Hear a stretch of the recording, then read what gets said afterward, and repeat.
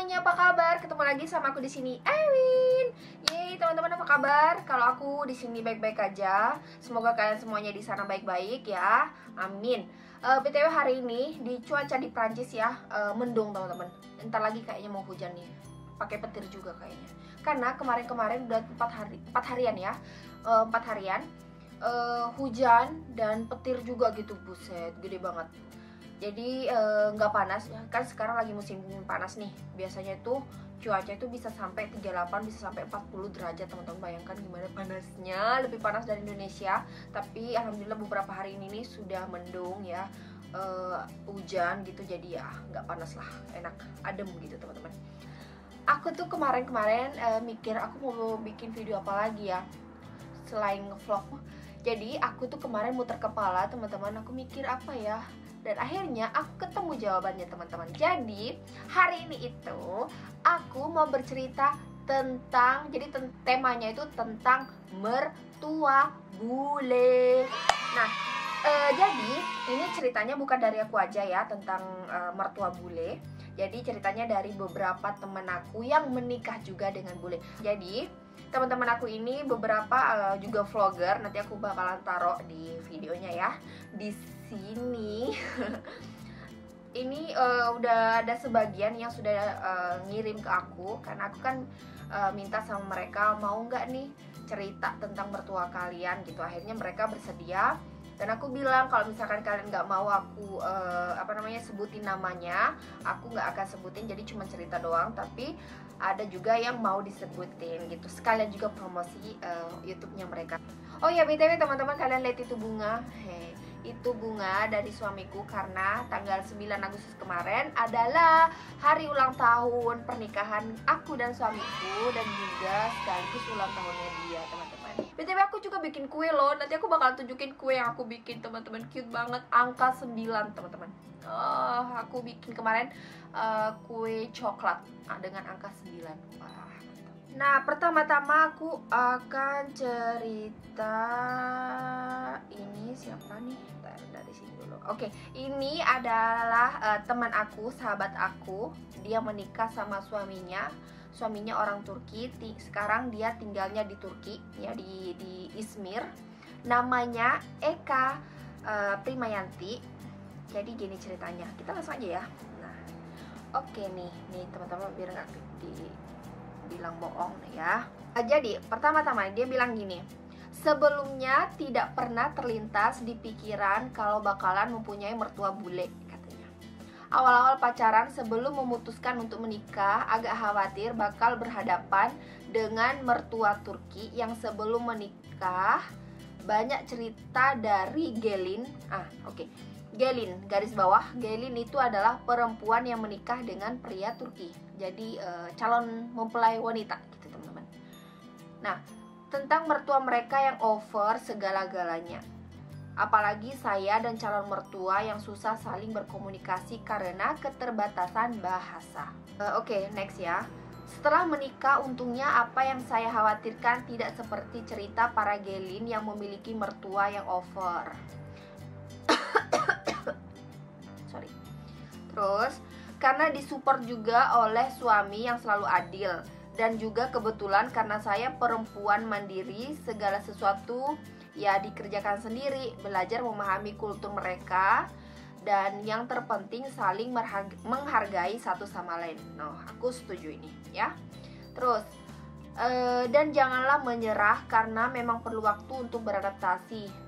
Dari pengalaman aku memerlukan waktu 2 tahun untuk mengerti dan memahami si mertua, katanya. Oke. Hingga akhirnya sampai saat ini semuanya berjalan sempurna, alhamdulillah. Terus dia kasih note gitu, waduh. Untuk bisa akur dengan mertua kita, benar-benar perlu suami yang bukan memiliki karakter anak mami. Noh, dengarkan ya, yang selalu mendengarkan dan turut akan ibunya nih. Aku setuju ini, setuju banget ya.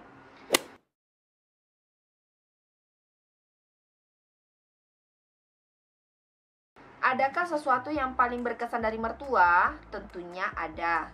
mertuaku nggak punya anak perempuan. Jadinya semenjak menikah, aku selalu diperlakukan seperti anak perempuannya sendiri. Wah, mantap. Misalkan setiap saat dia beli baju, keperluan dapur, dan lain-lain, tidak pernah untuk dirinya sendiri, selalu membeli untuk 2 orang katanya. Berarti dia dan si temanku ini ya. Yang kedua, kita tinggal satu apartemen tetapi beda flat. Dia tinggal di lantai 3, ibunya di lantai 4 gitu. Semua keperluan masak-memasak kecuali masak-masakan Indonesia ya. Cuci baju, setrika, si emak yang ngerjain semuanya. Wow, mertuanya yang ngerjain semuanya guys, mantap. PS, nih, bukan aku yang minta juga ya, katanya dia, hehe gitu. Adakah sesuatu yang tidak berkesan? Ada juga pastinya. Aku kurang serak sama si emak urusin ekonomi. Kalau udah urusan ekonomi, aku udah lebih baik menjauh dan no comment. That's all guys, ceritaku katanya gitu. Ya gimana ya teman-teman, kalau menurut aku sih di mana-mana ya mertua, entah mertua bule atau mertua lokal, menurut aku sih semuanya sama aja ya, ada baik ada buruknya gitu.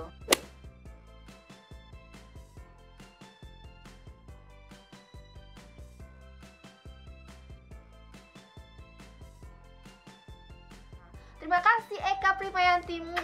Aku kangen sama kamu. Ya ampun, aku kangen sama dia teman-teman. Dia tuh teman aku dari di Bali ke Turki sampai sekarang. Oke, next cerita. Next cerita dari mbak aku, temanku sebenarnya tapi ku anggap menjadi mbakku ya. Namanya Mbak Liz, dia teman aku di Turki.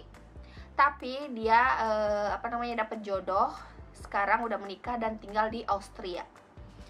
Aku kan nanya nih sama dia nih, yang dia punya ya. Aku kan tanya nih sama dia, Mbak, ayo mau nggak cerita tentang mertuanya? Aku lagi mau bikin video di YouTube aku gitu kan tentang mertua bule. Terus dia bilang gini, pokoknya intinya mertuaku apik, mari wes titik kata dia. Terus aku di sini pakai emoji nangis gitu.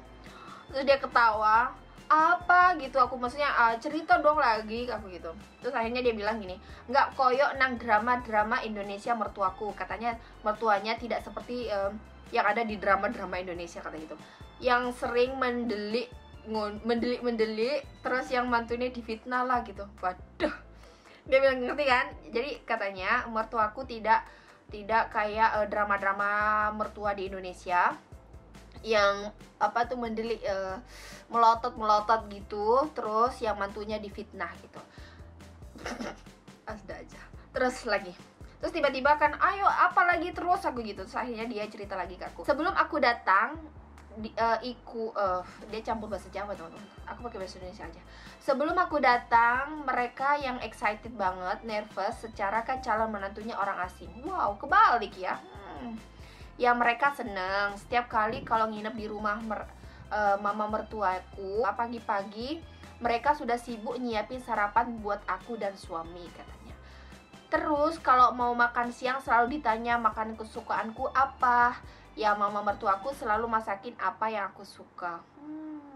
Apalagi kalau musim buah, selalu bapak mertuaku extra drive ke rumah kita, cuma pingin ngasih buah itu aja katanya. Wow, baik sekali ya.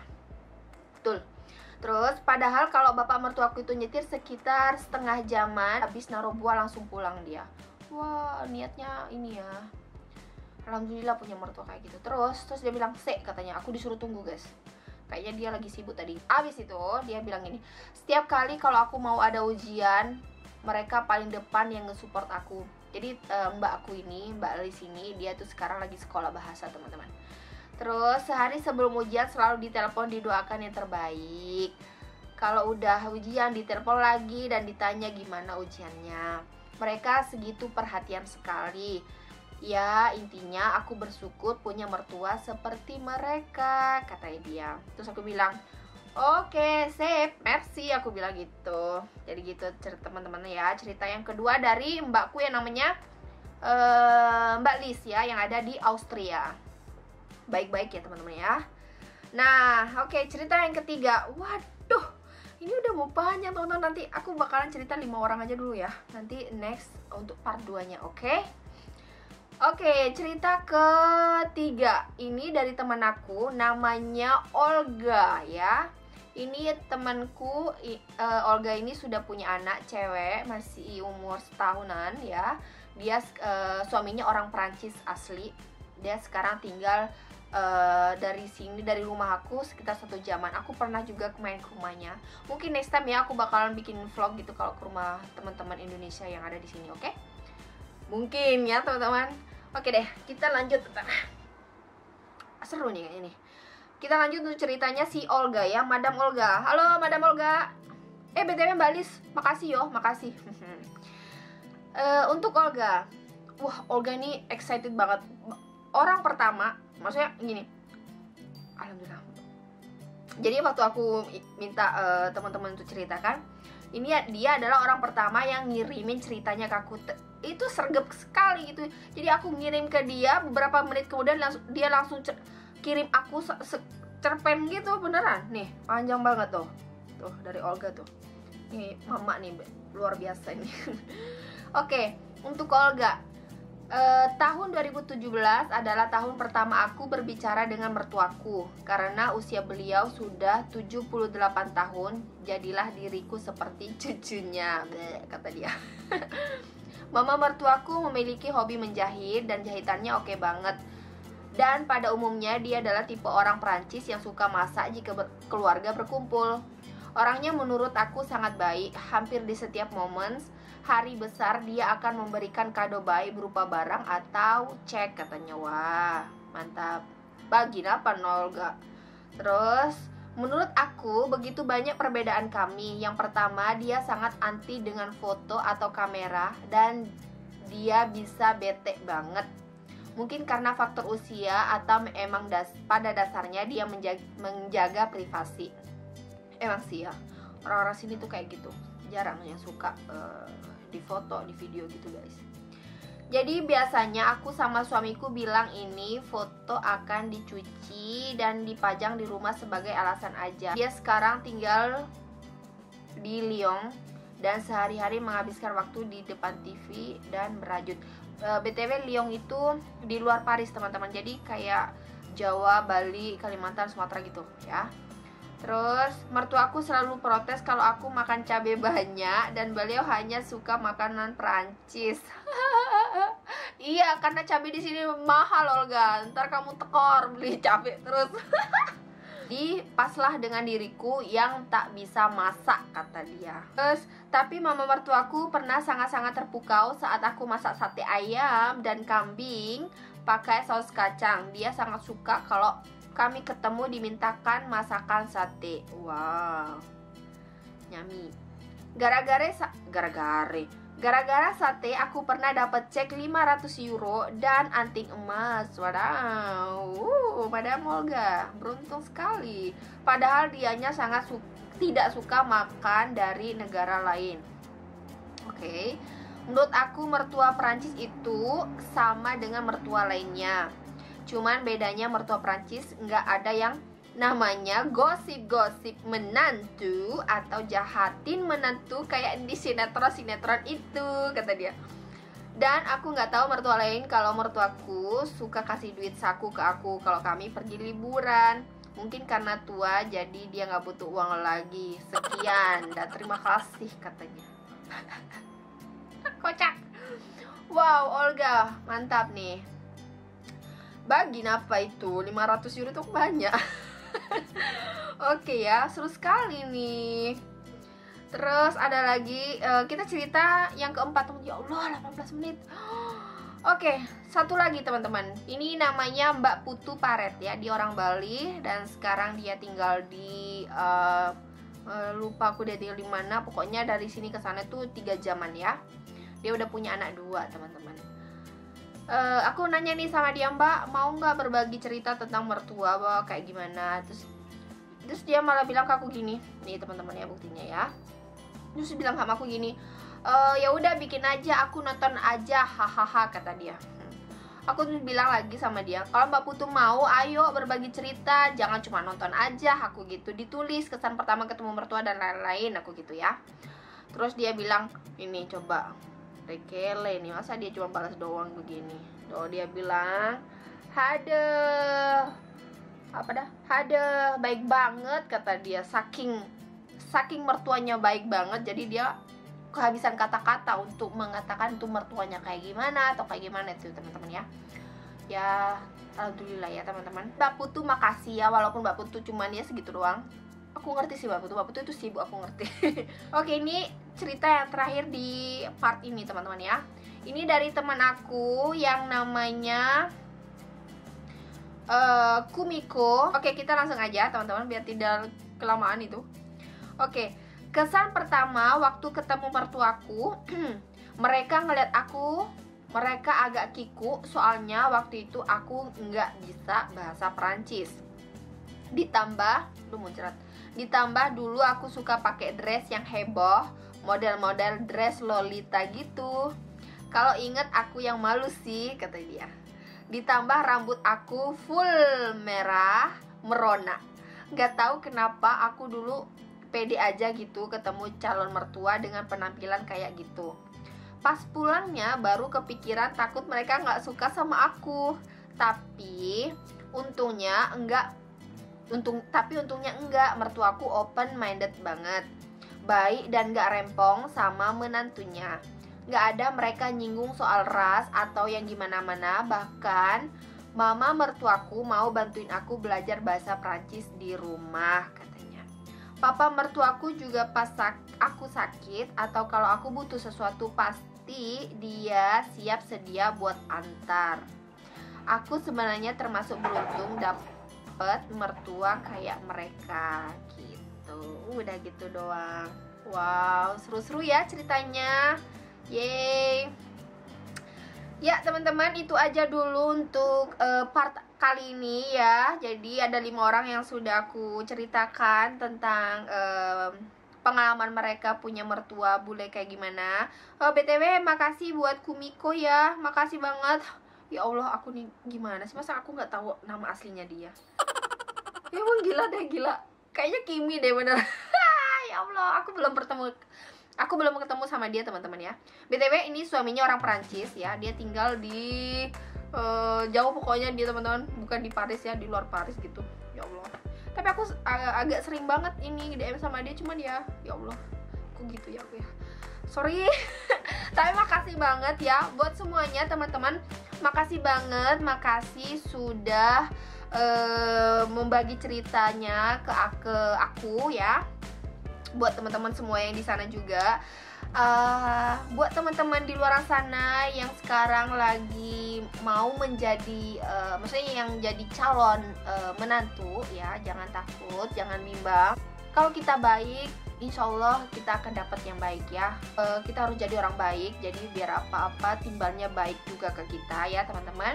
Semoga ceritanya ini bikin kalian suka juga ya teman-teman. Sama lagi ya, kayaknya udahan deh teman-teman, ini sudah 20 menit. Ya udah deh kalau gitu teman-teman ya. Thank you for watching untuk kali ini, dan sampai jumpa lagi di part kedua. Jangan lupa subscribe dan juga nyalain loncengnya. Jadi kalau misalkan aku upload video, kalian bisa langsung nontonin teman-teman. Karena aku lihat beberapa video aku nggak banyak yang nontonin, mungkin karena bosan kali ya. Ya udah, pokoknya jangan lupa subscribe dan jangan lupa juga lonceng notifikasinya dinyalain.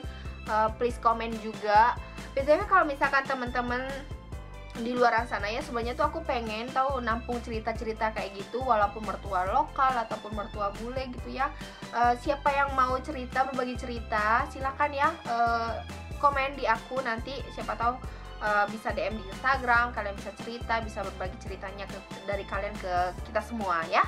Oke deh teman-teman, kalau gitu dah, sampai ketemu lagi di part kedua. Dadah.